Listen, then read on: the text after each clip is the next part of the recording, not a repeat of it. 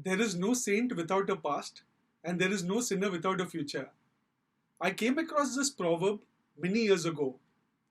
I was fascinated by this proverb. Up to a major extent, I agree with this proverb. However, a deviation in perspective is that I believe there are two types of saints. There are individuals who are born saints, and there are also people who achieve greatness or become saints over a period of time through evolution. And one such prime example is that of Mahatma Gandhi. Today, on the day of his birth anniversary, there are instances which have been documented as well as acknowledged by him, which prove that Mahatma Gandhi also had certain conflicts with himself and certain challenges which he overcame on his path to greatness. So, Mahatma Gandhi is termed as a saint or referred to as a saint. However, his journey to achieve this greatness had a lot of challenges, especially conflicts with himself, which he combated and overcame extremely successfully.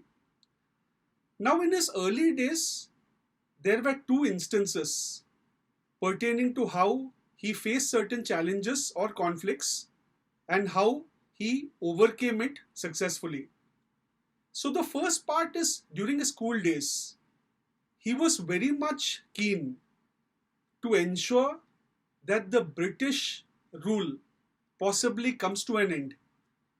As per his understanding and that of his classmates, the British rule was oppressionist and the country had to be saved from the rule of the British.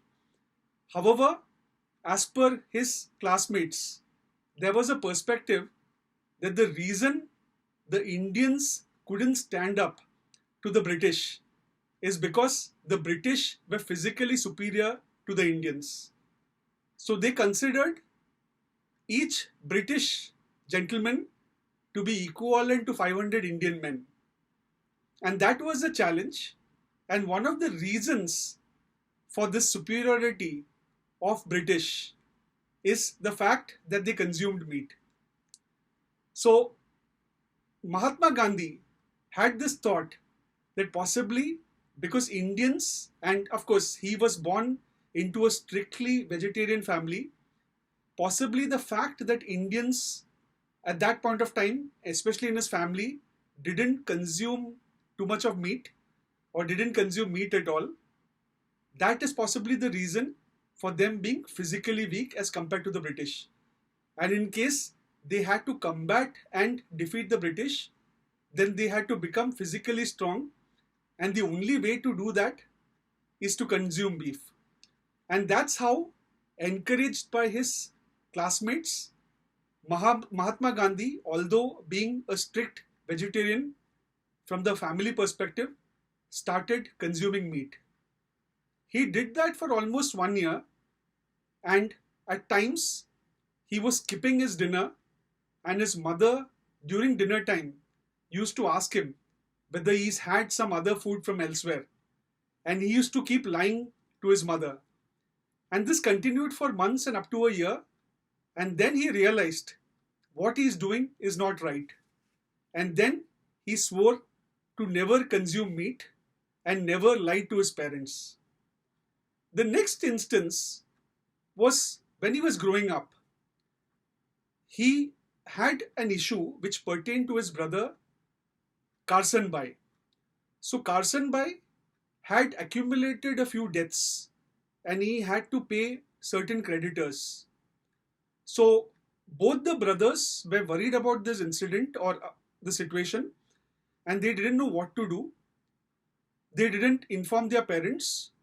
However, the debts had to be paid. So Mahatma Gandhi's brother Carson Bai had a gold armlet. That's an ornament worn around the arm. And they decided, that's both the boys decided that they would have a small piece of the gold armlet removed and they would sell it off and repay the debts. So that's what they did. Carson-Bhai, along with the support of Mahatma Gandhi, took out some piece of the gold armlet. They sold it in the market and got some money and repaid all the debts. However, in a few days, their parents observed about this particular missing part of the gold armlet on Carson-Bhai's arm, and both the boys were questioned, and naturally both of them lied. However, Mahatma Gandhi had his own pangs of conscience, and he realized and he thought to himself what he did was not correct. So one day he wrote a note of confession and gave it to his father, who at that point of time was not keeping that well and he was bedridden. His father read the note of confession and he didn't react. So he just had a few tears of sadness which were flowing down his eyes, and he didn't mention anything. And that silence and tears of his father actually made Mahatma Gandhi to repent. He realized that love is much more impactful and forceful than violence. His father's silence possibly punished him more than possibly in case his father would have slapped him. And that's when he realized that the best way to conduct one's life is through the way of truth. Nothing better than truth, being honest and candid, is going to be what he needs to do for the rest of his life. And he went on his path, and of course, he went on to then become Mahatma Gandhi. So the point is, regardless of whatever, we need to understand that most great people themselves have had their respective paths. They have overcome all these obstacles, including challenges pertaining to their own self, and come up with flying colors and went on to achieve greatness. And at the same time, we need to understand that many of us may today be having a lot of challenges. The days may not be very good for us. There may be negativity. There may be a lot of unfortunate events which are happening. However, that cannot and should not stop us from achieving greatness. In case we do our very best, we have the right intent and focus, sky is going to be the limit. Our present definitely cannot control our future as long as we are committed to achieve whatever we need to. So all the very best, and think about this proverb, that is, there is no saint without a past and there is no sinner without a future. Thank you very much for your time.